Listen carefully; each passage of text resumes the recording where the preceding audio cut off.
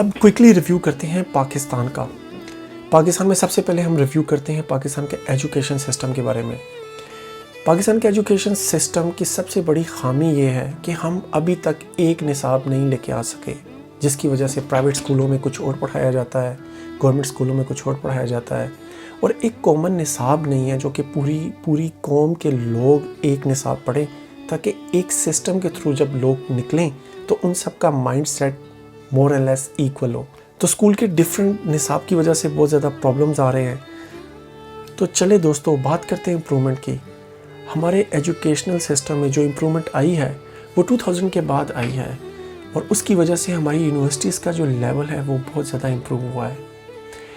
اب آپ دیکھیں گے کہ بہت سے لوگ ہیں جو کہ پی ایچ ڈیز کے لیے جاتے ہیں اور پی ایچ ڈیز کرتے ہیں. یونیورسٹیز کی اسٹڈیز بہت زیادہ تو نہیں لیکن کافی حد تک سٹینڈرڈائزڈ ہو چکی ہیں، اور لوگ اس میں سرو کرتے ہیں. ریسرچ پیپرز بھی ہم وہ اچھے چھاپ رہے ہیں.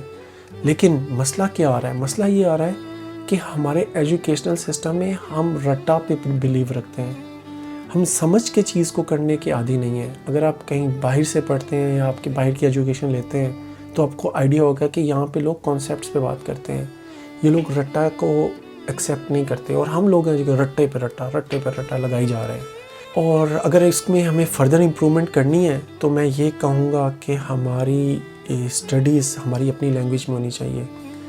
لازمی نہیں ہے کہ آپ اپنی اسٹڈیز کو انگلش میں کنورٹ کر دیں اور پہلے سارے اسٹوڈنٹ انگلش سمجھیں اور پھر انگلش میں اپنے آپ کو انڈرسٹینڈ کریں، چیزوں کو انڈرسٹینڈ کریں، اس کے بعد اس کو دوبارہ سمجھیں. تو جب آپ کی نیٹو لینگویج کے اندر آپ اسٹڈیز کریں گے اور کنسیپچول انڈرسٹینڈ کریں گے، یہ وہ امپرومنٹس ہیں جو ہمیں کرنی چاہیے. دوستو اب بات کرتے ہیں ہیلتھ سیکٹر کی.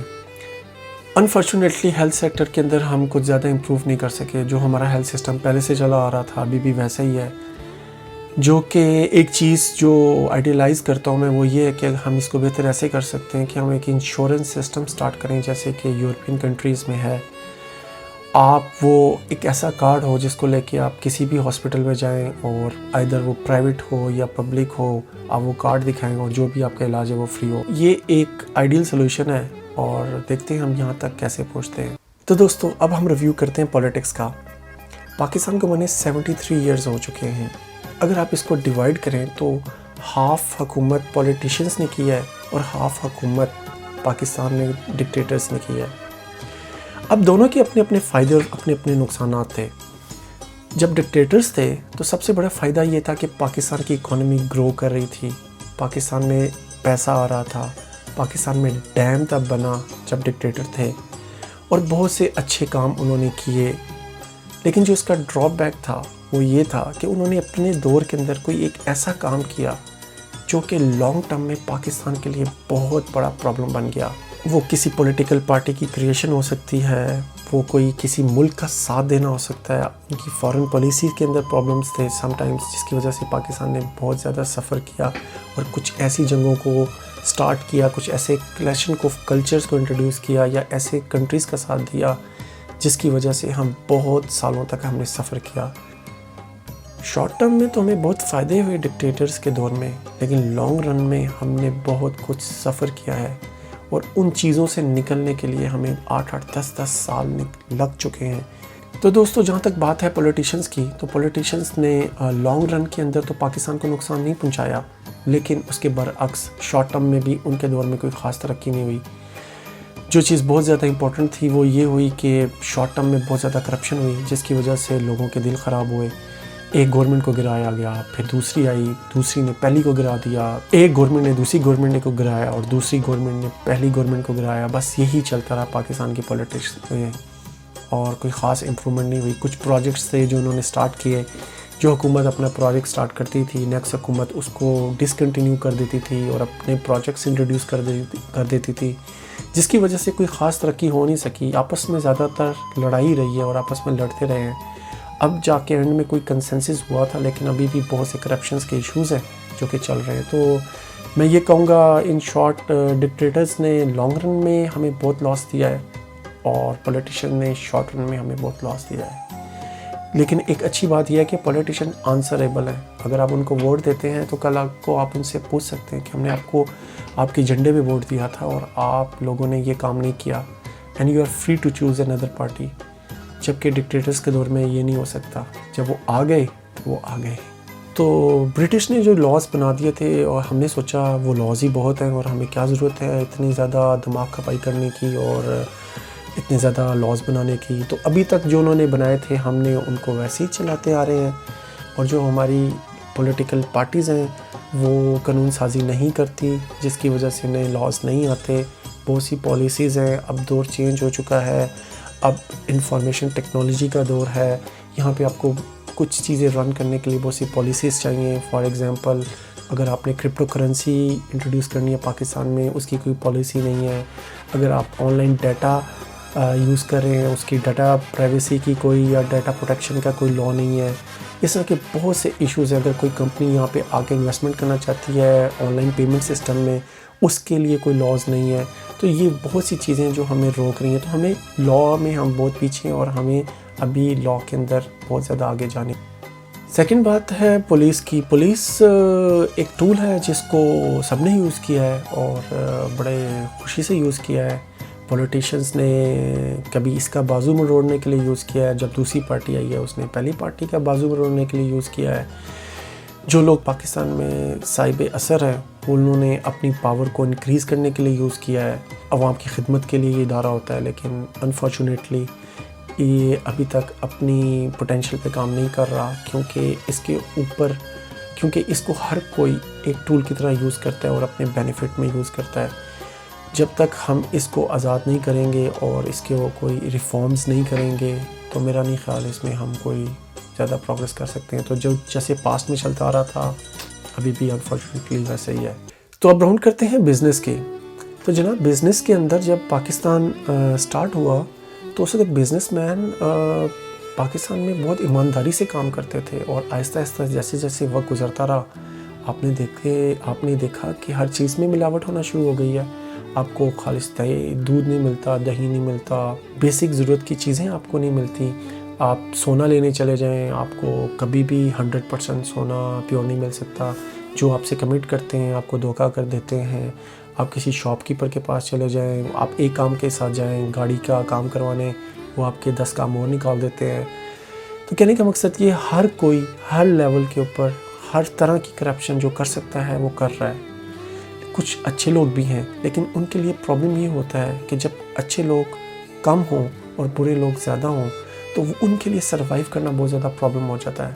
تو بزنس مین پاکستان میں آئی ہوپ سو کہ فیوچر میں چیزیں چینج ہوں اور یہ لوگ پوری دیانتداری کے ساتھ کام کریں اور زیادہ سے زیادہ لوگ کام کریں تاکہ تبھی بیسکلی ان کے جب تک یہ لوگ صحیح طرح سے کام نہیں کریں گے ملک تو آگے نہیں جا سکتا. تو میرے خیال میں اگر آپ دیکھیں تو شروع سے لے کے ابھی تک ہم لوگوں نے ڈکلائن ہی کیا ہے.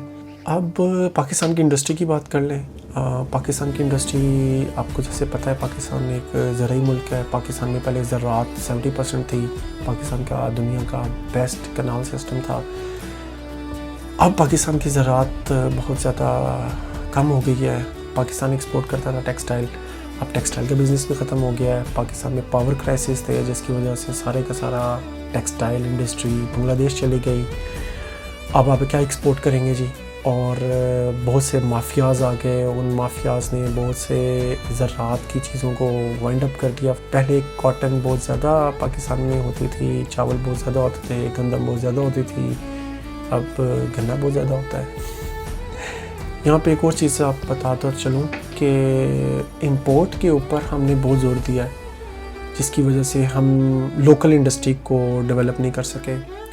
جب آپ کی لوکل انڈسٹری ڈیولپ نہیں ہوگی تو جس کی وجہ سے ہمارے بہت سے جابس کریشن ہی نہیں ہو سکی. ہم نے چیزیں امپورٹ کی اور ایکسپورٹ آلریڈی ہماری خراب ہو چکی تھی جس کی وجہ سے پاکستان نے پھر کیسے آگے جانا تھا. ہمارے اوپر قرضے پڑے. پھر ان قرضوں کو ختم کرنے کے لیے ہم نے دوسرے قرضے لیے اور پھر ان کو ختم کرنے کے لیے ایک نہ ختم ہونے والا قرضوں کا سلسلہ شروع ہو گیا. تو اگر ہم نے آگے جانا ہے تو ہمیں اپنی امپورٹ کو کم کرنا ہے, اپنی ایکسپورٹ کو بڑھانا ہے. اور یہاں پہ میں کہتا چلوں جو جس دور سے ہم گزر رہے ہیں آئی ٹی کو آپ فرنٹ لائن پہ لڑیں, آپ آئی ٹی کا انفراسٹرکچر میں سپورٹ کریں. اگر ملک آگے بڑھیں گے اس کی ایک ہی صورت ہوتی ہے ملکوں کے آگے بڑھنے کی, وہ یہ ہوتی ہے کہ وہ لوگ R&D میں خرچ کرتے ہیں, وہ لوگ ریسرچ کرتے ہیں. زراعت کے اندر لوگوں نے ایسے ایسے بیج کے اندر ریسرچ کیا کہ اب آپ کم ایریے کے اندر زیادہ فصل لے سکتے ہیں. اب کہاں ہے ہماری R&D؟ ہماری R&D ہو ہی نہیں رہی. ہم لوگ صرف اور صرف بنی بنائی چیزیں یوز کرتے ہیں اور لوکل انڈسٹری ہے ہی نہیں. اور ایسی پالیسیز ہیں کہ جو امپورٹ ہوتی ہے وہ چیز سستی ہوتی ہے اور جو لوکل بناتے ہیں وہ مہنگی ہوتی ہے. انڈسٹری سروائیو ہی نہیں کر پاتی. تو دوستو اب ڈسکس کرتے ہیں اچیومنٹس کی، جس میں سب سے بڑی اچیومنٹ یہ ہے کہ ہم ایک نیوکلیئر پاور ہیں. اللہ کے فضل سے ہم لوگ ڈیفنس میں بہت زیادہ انڈیپینڈنٹ ہو چکے ہیں. ہمارا بہت سا R&D کا کام اب پاکستان کے اندر ہوتا ہے کیونکہ باقی کنٹریز نے پاکستان کو سپورٹ کرنا چھوڑ دیا تھا. تو ایک اچھی اچیومنٹ یہ ہے کہ ہم لوگوں نے خود انحصاری پہ کام کیا اور پاکستان کے جو موسٹلی انجینئرز ہیں وہ پاکستان میں رہ کے پاکستان کی خدمت کر رہے ہیں اور پاکستان کو ڈیفنس میں یہ موقع دے رہے ہیں کہ اس کو کسی کے آگے ہاتھ نہ پھیلانا پڑے. اس میں ہم نے نیوکس بنا لیے ہیں، ہم میزائل ٹیکنالوجی میں بہت آگے ہیں. ہم نے الخالد ٹینک بنا لیا اللہ کے فضل سے. ٹینکس میں نائٹ ویژن کیپیبلٹیز آ گئی ہیں ہمارے پاس، جہاں JF Thunder 17 بنا لیا ہے. ہم نے اپنا ڈرون بنا لیا ہے. آج 14 اگست کے دن میں اپنے سارے سائنٹسٹ، سارے انجینئرز اور ساری سپورٹ ٹیم کو سلام پیش کرتا ہوں. ان کی وجہ سے پاکستان قائم و دائم ہے. پاکستان کی افواج اس میں بھی ہماری بہت اچھی اچیومنٹ ہے. دنیا میں 6 نمبر پہ ہماری آرمی ہے. ہماری سرحدوں کی حفاظت کرتے ہیں. جہاں بھی جس بھی سرحد میں آپ ڈیوٹی دے رہے ہو، میری طرف سے آپ کو بھی سلام ہے. آپ پاکستان کی خدمت کرتے رہیں اور آپ ہی کی وجہ سے ہم سکون کی نیند سوتے ہیں. چلیں دوستو، بہت سی باتیں ہو گئی. اب ڈسکس کرتے ہیں کہ ہمارے پاس فیوچر کے لیے کیا ڈائریکشنز ہیں اور کیا ہم فیوچر میں کچھ اچھا کر سکتے ہیں یا جس طرح سے چلتا ہے ویسے ہی چلتا رہے گا. اس کو سمجھانے کے لیے میں آپ کو ایگزامپل دیتا ہوں. فار ایگزامپل سوئٹزرلینڈ کیا کرتا ہے؟ اس کا ٹورزم اچھا ہے، اس کی بینکنگ سسٹم اچھا ہے. اس کی وجہ سے وہ دنیا کا one of the richest country ہے. جرمنی کیا کرتا ہے؟ جرمنی گاڑیاں بناتا ہے. اس کی وجہ سے اس کی اکانومی دنیا میں 4 نمبر کے اوپر ہے. امریکہ کیا کرتا ہے؟ امریکہ اسلحہ ایکسپورٹ کرتا ہے. اس کی اکانومی دنیا میں پہلے نمبر پہ ہے. چائنا کیا کرتا ہے؟ پروڈکشن کرتا ہے. بہت زیادہ پروڈکشن کرتا ہے. اتنی پروڈکشن کرتا ہے کہ پوری دنیا اس کے اوپر ڈیپینڈنٹ ہے.